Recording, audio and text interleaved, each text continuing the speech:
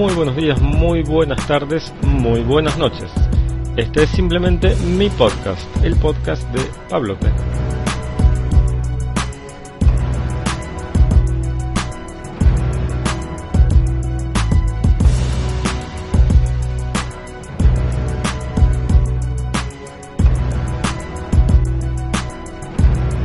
Bienvenidos al episodio número 21 del podcast de Pablote. Mi nombre es Pablo Trincavelli.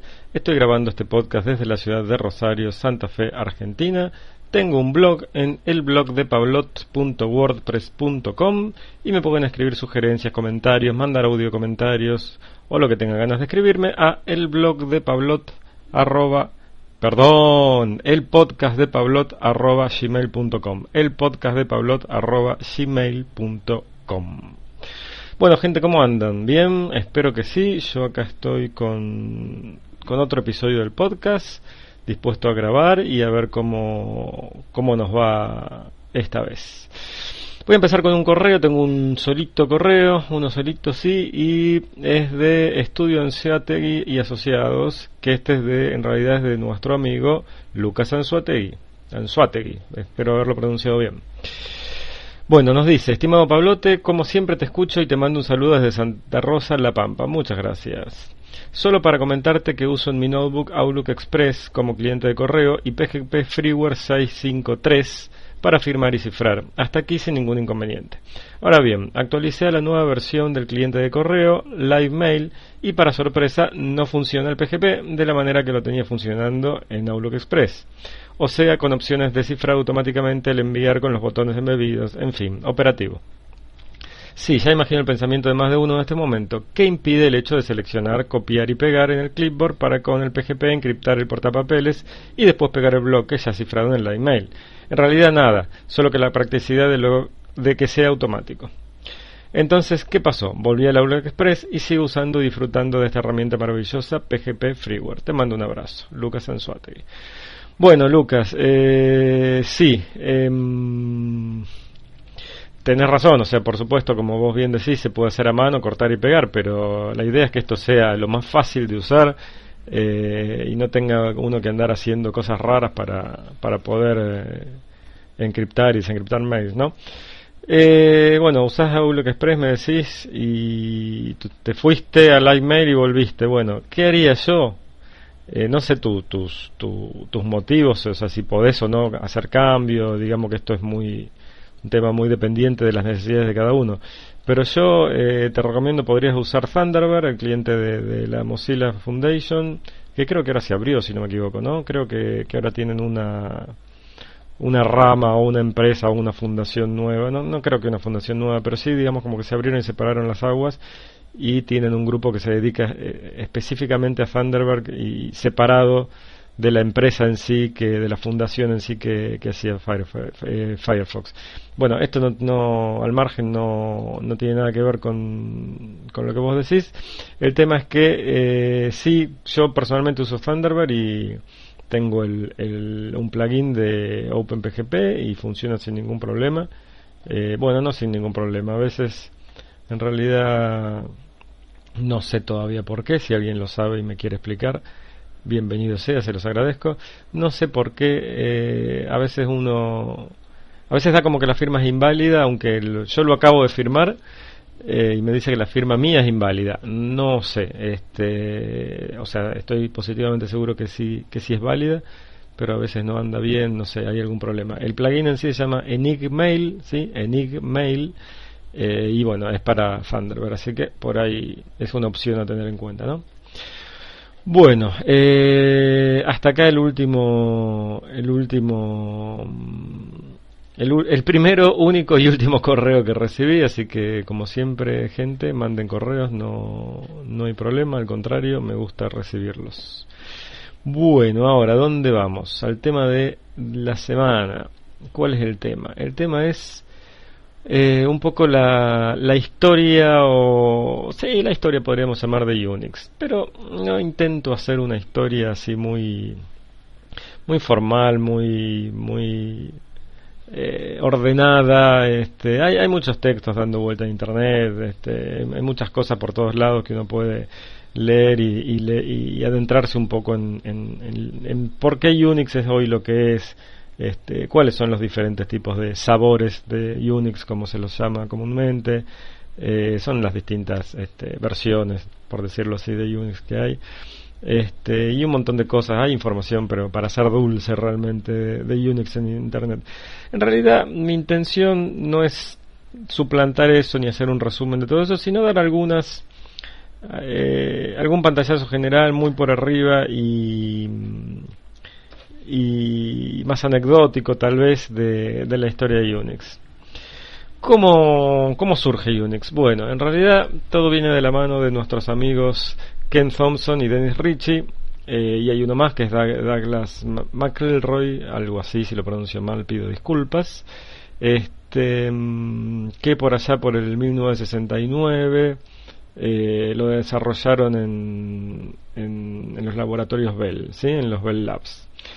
El tema básicamente en realidad surge con que en los 60s, ¿sí? O sea, antes de lo que decía recién, en el MIT, en el famoso Massachusetts Institute of Technology, y la gente de los laboratorios de AT&T tenían un equipo de General Electric, sí, una computadora, un servidor, un mainframe de General Electric, y empezaron a desarrollar puntualmente era el GE645 el equipo, ¿sí? Un mainframe GE645, si a alguien le interesa.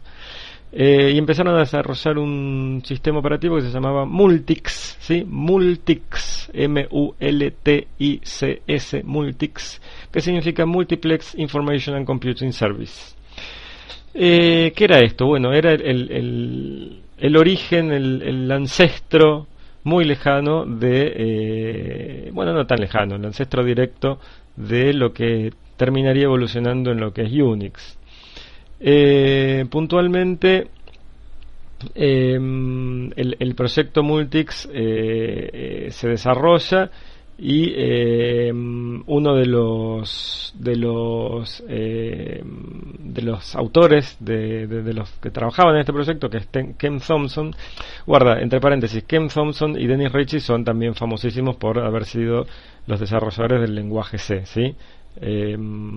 Así que por ahí los nombres les suenan. Bueno, les decía, Ken Thompson escribe un juego, ¿sí? Llamado Space Travel, ¿sí? Para esta computadora GE645. En aquellos años, en aquellos momentos, estamos hablando de la década del 60,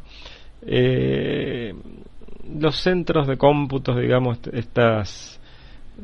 estos laboratorios eran bastante particulares y había mucho desarrollo que se hacía, no sé si decir a escondidas, pero sí sin estar, digamos, oficializado, por decirlo de alguna manera, ¿no? Allí surgieron los geeks y los hackers, ¿sí? Los hackers en realidad no son esto ya se ha hablado muchas veces, pero conviene repetirlo. Los hackers en realidad no son los que se meten a sistemas y rompen claves y todo eso. Esos son los crackers. Los hackers en realidad son simplemente los que les apasiona la tecnología y saben muchísimo de tecnología y se meten y la investigan y la dan vuelta, digamos, y la tienen reclara, por decirlo así, ¿no? Y bueno, y toda esta gente eran hackers realmente, con mayúsculas, y hay que sacarse el sombrero y decirlo de pie, digamos, ¿no?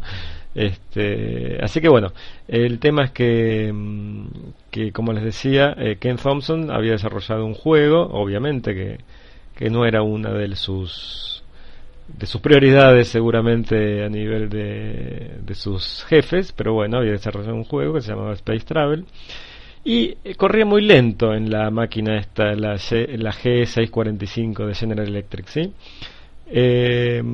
Como dato anecdótico dice que costaba $75 por cada ejecución que se hacía del programa, ¿no? O sea, ambientes muy distintos a los hoy conocidos. Esto no hay equivalente a lo mejor en lo que conocemos hoy, ¿no? Entonces, bueno, resulta que Ken Thompson lo reescribe al juego en Assembler, en lenguaje ensamblador en realidad de la PDP-7, ¿sí? De la DEC PDP-7. DEC es de Digital Equipment Corporation, tenía la línea de computadoras PDP. Bueno, lo escribe en Assembler, en Assembly Language, el lenguaje Assembler para la PDP-7, con la ayuda de Dennis Ritchie, ¿sí? La experiencia que ellos tenían y el haber trabajado en el proyecto Multics llevaron a que empiecen a crear un nuevo sistema operativo para la PDP-7, ¿sí? Y este fue digamos, el disparador, por decirlo así, que generó Unix. Pero todavía no era Unix, ¿sí? Ya estamos en los años 70 más o menos, y en realidad no era Unix como lo conocemos hoy, y me refiero simplemente a lo textual, ¿sí? A cómo se escribe, que es U-N-I-X-S. En su momento era Unix con C, en vez de la X tenía una C, ¿sí? Fue, digamos, como que el nombre de Multics se cambió a Unix, pero con C, ¿sí? Acá no había X. Y después, con el tiempo, fue cambiando la C y la S, fue cambiando a la X, ¿sí? O sea, de Multics pasó a Unix en vez de X con CS al final, y después pasó al Unix que hoy conocemos con X final, ¿sí? El UNIX.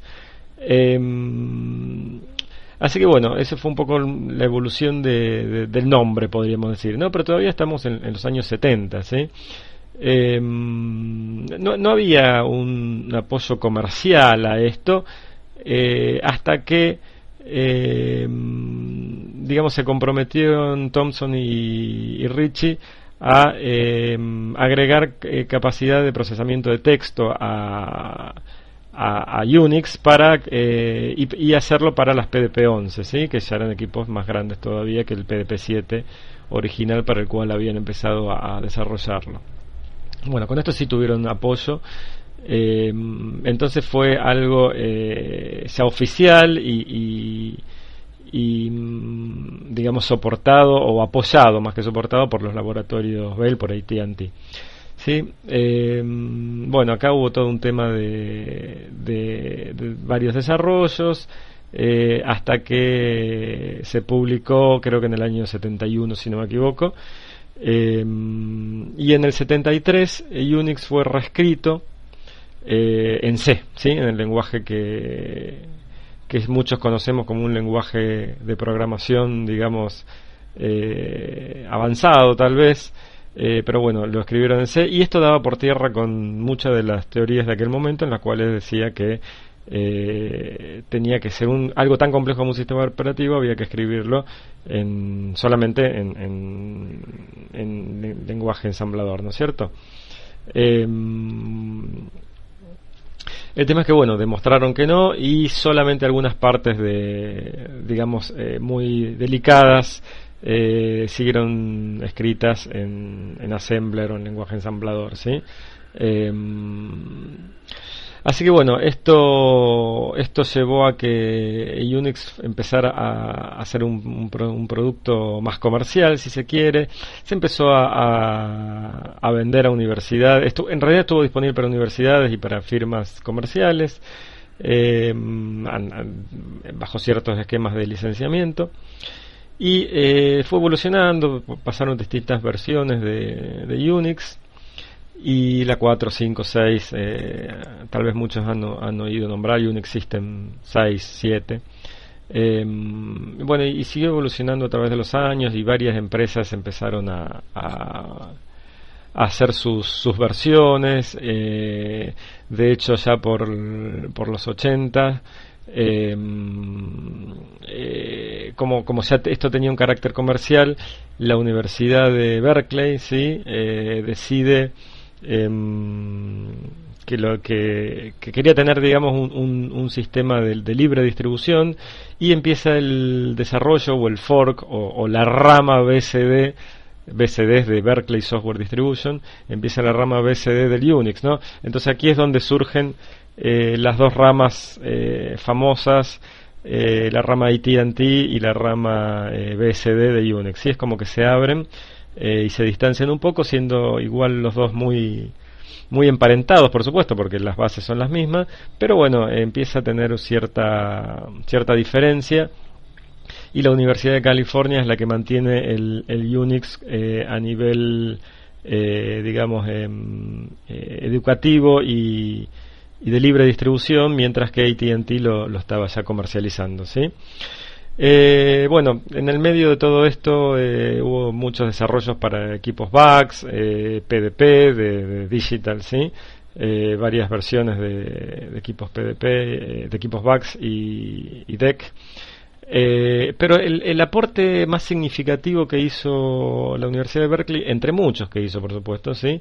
Es el protocolo TCP/IP, ¿sí? La Universidad de Berkeley fue la que lo desarrolló y lo donó, digamos, al proyecto, por decirlo de alguna forma, y es en la que hoy está basada Internet, ¿sí? Hoy por hoy cualquier servidor de Internet soporta TCP/IP y prácticamente cualquier red en cualquier ámbito que encontremos vamos a ver que está soportada bajo una red TCP/IP. Hace algunos años Microsoft tenía sus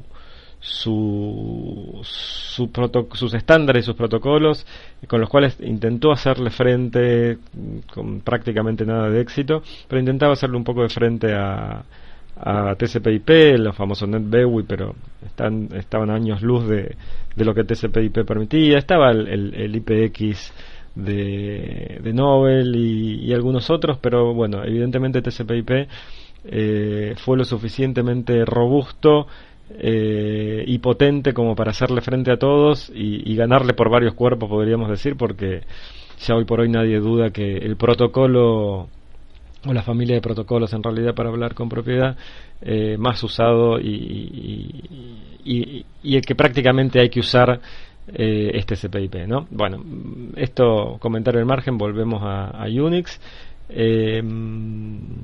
Decíamos entonces que bueno, la Universidad de Berkeley fue uno de los aportes más importantes que hizo Unix, fue justamente los protocolos TCP/IP.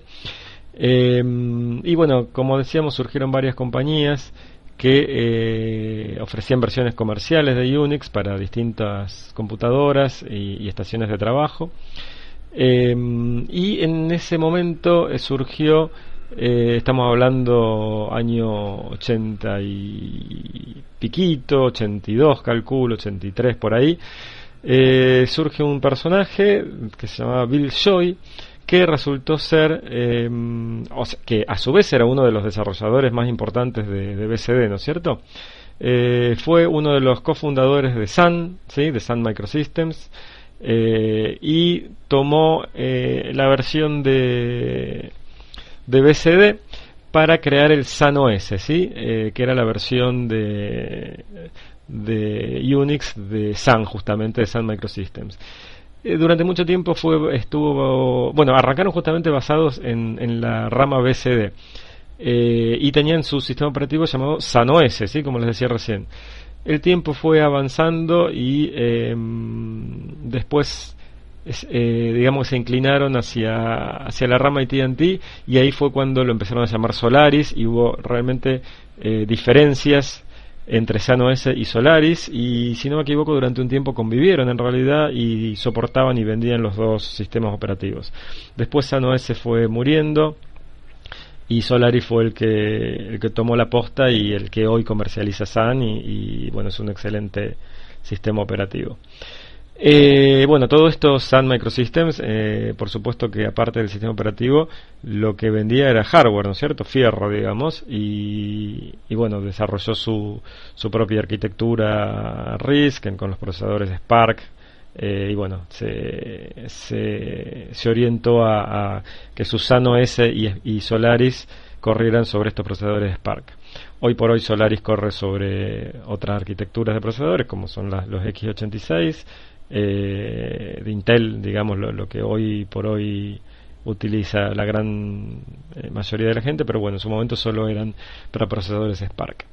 Bueno, en paralelo con todo esto, en el 80 creo, Microsoft anuncia su versión de Unix, ¿sí? Así como lo escuchan, Microsoft tenía una versión de Unix que era Xenix, ¿sí? Se llamaba Xenix. que bueno, después el Santa Cruz Operation, SCO, ¿sí? Lo porta a los procesadores 8086, porque si no me equivoco, el Xenix de Microsoft era para procesadores de 16 bits, SCO lo porta al 8086, y bueno, ahí surge en el 89, creo, bastante después de esto, surge SCO Unix, ¿sí? que muchos probablemente hayan oído nombrar. Bueno, por estos años era el DOS el sistema operativo más utilizado ya en PCs, pero estaban las opciones de Xenix, ¿no es cierto?, disponible, o del SCO Unix dando vuelta. Hubo una guerra muy fuerte de Unix, de distintas empresas. Era muy caro Unix. En su momento creo que había una empresa que se llamaba Coherent, si no me equivoco, que tenía una versión bastante barata de Unix. Desconozco qué fue de esta empresa, pero bueno, tenía una versión que prometía, digamos, al menos en lo económico, ¿no? Porque era bastante accesible. Si mal no recuerdo, creo haber visto artículos de revistas que lo ofrecían por $99, cuando el Unix era carísimo, ¿sí? Así que era atractivo por el tema precio. Bueno, después AT&T, cooperando con Sun Microsystems, por del 87 al 89 más o menos, fusionan un poco todas las características de todos los Unix que había dando vuelta en lo que es el System 5, ¿sí? El Unix System 5. Esto es anecdótico, son muchas letras y números, pero es un poco de la historia de lo que fue pasando. Después ya por allá, ya más cerca, ¿no?, por los 90s, empezaron a haber esfuerzos como para ordenar un poco el caos que había, ¿no? Porque un poco el problema de Unix era que era un sistema abierto, así se lo llamaba, pero había tantas versiones de Unix que la verdad las cosas se complicaban mucho, ¿sí? Entonces, bueno, se intentó hacer una organización, un grupo que trate de organizar un poco esto. Bueno, surgieron muchas más versiones comerciales y muchas más versiones de Unix en general, más allá que sean comerciales o no. Estaba BCD Inc., ¿sí? Una firma ya comercial. O sea, en realidad fue basado, BCD Inc. estaba basado en BCD, por supuesto. Surgió el 386 BCD, FreeBCD, OpenBCD, NetBCD, o sea, un montón de versiones de Unix basadas en BCD. Acá hay un tema. Cuando se habla de Unix, en realidad está lo que son los sistemas operativos Unix y los sistemas Unix-like operating systems, que se llaman, ¿no? Los sistemas operativos Unix-like, parecidos a Linux. ¿Por qué es esto? En realidad, técnicamente podemos decir que son muy similares o casi lo mismo, pero hay muy pocos sistemas operativos que tienen o que pueden realmente decir soy Unix, ¿sí? Uno de ellos diría que uno de los más nuevos y de los más usados, que se transformó en el Unix más usado. Probablemente a algunos les sorprenda lo que voy a decir, probablemente a otros no, pero hoy por hoy el Unix más usado, ¿sí? y certificado, o sea, es Unix realmente, no se llama Unix, se llama Mac OS X, ¿sí? Y es de Apple, ¿sí? Es el sistema operativo que corren las Apple Macintosh, que en su momento Apple no tenía nada que ver con los sistemas Unix, pero bueno, se metió, compró el desarrollo de Next Step, que era un desarrollo de Next, que de la empresa Next, y la empresa Next en realidad fue fundada por Steve Jobs cuando se va de Apple, así que todo tiene cierto hilo conductor, digamos, ¿no? Cierta relación. Y la base de Next Step era BCD, ¿sí? Y un kernel que se llama Match, ¿sí? El Match kernel que se llama, que luego se le cambió el nombre a Darwin, y bueno, eso fue un poco la piedra fundamental del Mac OS X, que es el Unix, como les decía, de Apple. Y entonces todo lo que corremos, todos los usuarios de Mac OS X en realidad están usando Unix, abajo están usando BSD, ¿sí? Un derivado de BSD. Lo que hizo Apple fue integrarlo muy bien, pero muy bien con su hardware, y agregarle una capa de usabilidad, digamos, muy bien diseñada también, que es la interfase que utiliza Mac OS X, que lo hace tan simple, abandonando de cuajo su propio sistema operativo, el Mac OS, ¿sí? que en su momento que surgió con las primeras Macintosh y abandonó después de portarlo varias veces de plataforma de procesadores de Motorola 68000, pasó a ¿cómo es? A los ya no me sale, a los procesadores RISC de Motorola y IBM, que eran los G3, G4, y de ahí después saltó a Intel. Bueno, realmente Apple lo que tiene es una habilidad muy grande, comercial y técnica, para hacer este tipo de saltos, y no le ha ido nada mal. Por supuesto que no han sido gratis estos saltos, han tenido han sido cambios traumáticos y han perdido clientes en el camino, pero también han ganado, creo muchos más de los que perdieron. Y bueno, Apple ha cambiado su arquitectura más de una vez y no le ha ido nada mal, ¿sí? Bueno, pero no estoy hablando de Apple, la idea era hablar de Unix.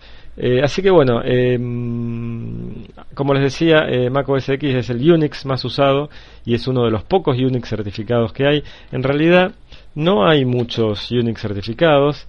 Me estoy fijando a ver si les puedo encontrar todos los Unix realmente certificados que hay. Quiero ver si lo encuentro. Yo tenía un post en el blog que hablaba justamente de esto. Quiero ver si lo encuentro.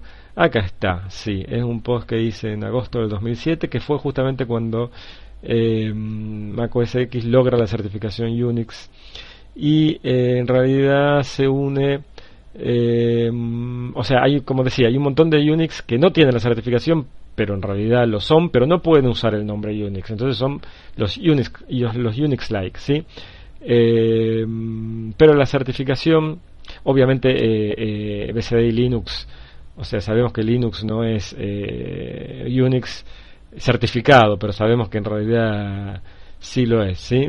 O sea, en realidad es uno de los más usados, o de los más conocidos, los más difundidos. Yo quería buscar esta lista de los Unix oficiales existentes, pero no la encuentro realmente. Bueno, no la encuentro. Sé que existe, voy a ver si la encuentro para dejárselas en el link ¿cómo es? Cuando haga el post del podcast, el post del podcast. Esto está bastante un trabalenguas, parece, ¿no? Cuando publique el podcast, voy a ver si en los links relacionados logro encontrarles la lista de Unix certificados, ¿sí? Por supuesto que acá está, miren, acá la encontré, es AIX, uno es AIX, el otro es HPUX. AIX es de IBM, ¿sí? AIX es de IBM, HPUX es de Hewlett Packard, Mac OS X de Apple, como decíamos recién. Teníamos a SSO de Santa Cruz Operation, bueno, ha sido, que después fue Caldera, después otra vez de SSO Group, bueno, han ido cambiando, pero bueno, es un Unix certificado. Solaris, por supuesto. Tenemos a True Unix, tenemos a ZOS, que si no me equivoco es de IBM, sí, exacto, es de IBM, y creería que nada más, ¿sí? Hay algunos otros de NEC y de NCR, pero digamos que prácticamente no tienen ningún tipo de penetración, o al menos no están difundidos para nada. Pero bueno, tenemos los no registrados, como decíamos, que son todos los BSD y todos los Linux. Linux en realidad es uno solo, son varias distribuciones, pero no así el caso de BSD, que hay varios flavors o varias versiones de BSD, como decía antes, FreeBSD, OpenBSD, NetBSD. Así que bueno, tenemos todos estos que, si bien no son Unix certificados, en la práctica son realmente muy Unix, por decirlo así. Y bueno, todo este consorcio que se creó para hacer esta certificación determinó lo que es una de las condiciones que tiene que una de las cosas que debe cumplir un Unix, que es ser compliant o compatible o cumplir, en realidad sería mejor decir, con la especificación POSIX, sí, que es una especificación que se publicó antes de los años 90, 80 y pico, 90, que fue un esfuerzo, digamos, como para lograr esta especificación de Unix, a la cual todos se deben adherir para ser Unix, ¿sí? Como caso curioso, Linux, que como dije antes, no es un Unix certificado, fue escrito de cero por Linus Torvalds, sin tener la especificación POSIX, ¿sí? Él no la tenía porque no es, tengo entendido que no es algo de libre circulación, y sin embargo, bueno, él escribió lo más parecido posible, y seguramente si hubiera plata, porque en realidad la certificación hay que pagarla, seguramente si hubiera plata sería muy fácil lograr que Linux certificara como un Unix certificado, valga la redundancia, ¿no? Bueno, tenemos así como algo, como característica de Unix, lo que es la famosa filosofía Unix, ¿no? Que se basa en que todos los componentes del sistema tienen que cumplir una función muy específica, y se van conectando entre ellos, ¿sí? O sea, todos hacen cosas muy específicas y muy chiquititas, ¿sí? Cualquiera que conozca Unix y que sea un usuario avanzado o un administrador, sabrá que en la línea de comando puede ejecutar un montón de comanditos que van unidos o vinculados entre sí por redirecciones, por pipes, por un montón de cosas, que hace que la salida de un comando sea la entrada de otro para procesar y hacer algo, y a su vez esa salida va hacia otro. Bueno, y eso es un poco una filosofía de Unix, ¿sí? Todo hace cosas muy acotadas, muy simples, muy chiquititas, pero cuando trabajan en conjunto, acá vale la frase esa de que el todo es más que la suma de sus partes, ¿sí? Realmente es muy poderoso y muy potente. Otro dato anecdótico es que en realidad la familia de protocolos TCP/IP que desarrolló la Universidad de Berkeley no solo terminó en todas las versiones de Unix existentes, certificadas o no, sino que terminó también en Microsoft, ¿no? Mucho del código original TCP/IP que se agregó a Microsoft, o sea, a Windows específicamente, es derivado de BCD, y de hecho, si no me equivoco, la licencia BCD permite ser utilizada, que el código sea utilizado en proyectos comerciales. Esto no es, digamos, haber robado nada, sino que es parte de la licencia BCD, si no me equivoco. Y si hay alguien que conozca que conozca del tema, bienvenido sea que haga una aclaración si es que me estoy confundiendo, pero creo que esto es así. Bueno, ¿qué más? En realidad, hoy por hoy hay muchos Unix, pero los más conocidos o los más utilizados son es Linux, por supuesto, uno de ellos, y BCD, y la rama de los BCD, más allá de que sean Linux certificados o no. Mac OS X es el Unix más usado y certificado, como les decía antes. Pero por supuesto hay más, como les decía, está el propio de Sun, que es Solaris, que tiene hoy un proyecto de open source, que es Open Solaris, que tiene características muy interesantes. En algunos otros podcasts, en Alternaria TV, en Alternaria Semanario, y creo que ¿cómo es? En Infocertec TV se ha tratado el tema, no quiero meterme otra vez, pero está muy bueno el tema de los contenedores de Solaris 10. En realidad esto no es Open Solaris, sino que ya está en Solaris 10, pero en Open Solaris también está, y se pueden virtualizar equipos, ¿sí? Es mucho más rápido que lo que brinda cualquier virtualizador como VMware o VirtualBox. No se pueden cambiar de operativos, ¿sí? En realidad siempre es Solaris, más allá que existe la posibilidad de poner una capa que lo hace parecer un Linux y tener compatibilidad con Linux. Y por el otro lado el famoso, no sé si famoso, pero el excelente file system que se llama ZFS, que permite realmente una flexibilidad muy muy importante y asombrosa a la hora de manejar discos. Se permite agregar y sacar almacenamiento en caliente, digamos. Puedo agregar un pendrive y eso agrega espacio de almacenamiento.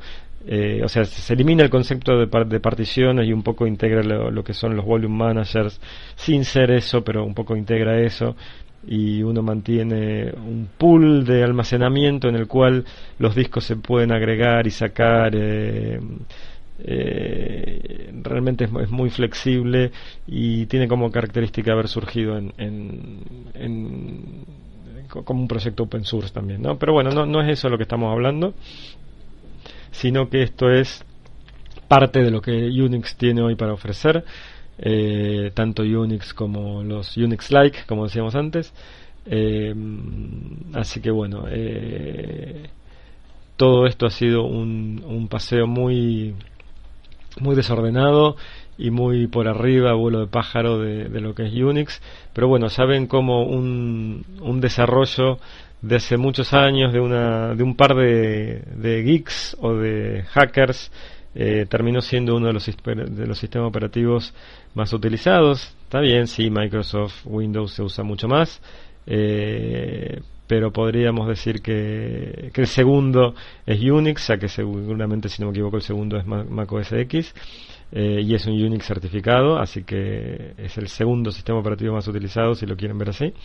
Pero lo que surgió para servidores y para mainframes y para equipos de gran porte, hoy por hoy se utiliza en equipos de escritorio, en una notebook, y eso es lo maravilloso, ¿no? El mismo Unix que yo puedo utilizar en un servidor de aquellos, ¿sí?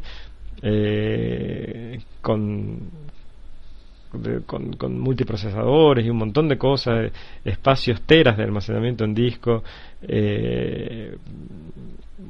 equipos que ocupan cuartos completos, ¿no? Habitaciones completas, y que salen varios millones de dólares. Ese mismo sistema operativo, ese mismo kernel del sistema operativo, lo puedo utilizar en mi PC de mi casa, de mi escritorio, o hasta en una notebook, y eso realmente es algo muy destacable de lo que es Unix.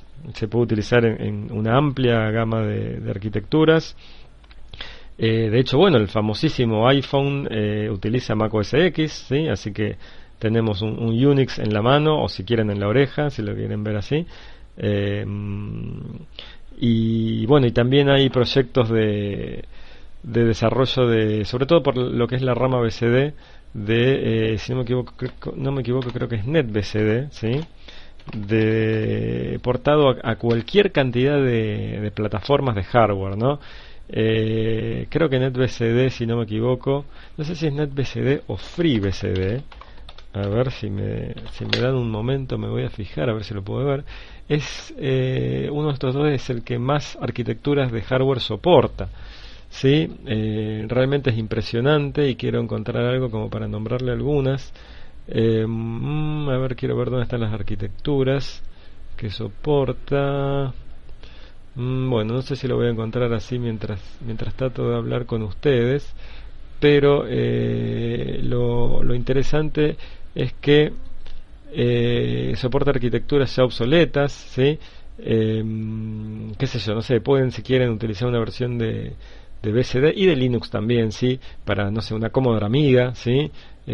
Para una Apple Macintosh vieja con procesador 68000 también tienen versiones de BCD. Por supuesto, para toda la familia 386 y 386, digamos, ¿no? Los X86, si lo quieren ver así. Es muy grande la lista de arquitecturas. Yo la estoy buscando, no la encuentro, voy a buscársela. Acá creo que encontré. Acá tengo algo. Acá está, sí. Tenemos toda la familia ARM, Motorola 68000, Motorola PowerPC, otra línea de Motorola que realmente acá no conozco, MIPS, Intel 386 por supuesto, y algunas otras. Acá está, por ejemplo, no sé, qué sé yo, para una Acorn Archimedes serie R, ¿sí? Y serie A, bueno, tenemos versión de NetBCD. Para acá tengo una Algor que realmente no tengo idea de lo que es. Dice que son aparentemente tarjetas de evaluación con procesadores MIPS. También tengo versión. Para Alpha, me estaba olvidando, ¿sí? La arquitectura Alpha, los procesadores Alpha ya discontinuados de DEC. Para AMD, por supuesto, sí, para la MD64, para Amiga, como decía, para Amiga con PowerPC, hay Amigas con PowerPC, con placas con procesadores PowerPC.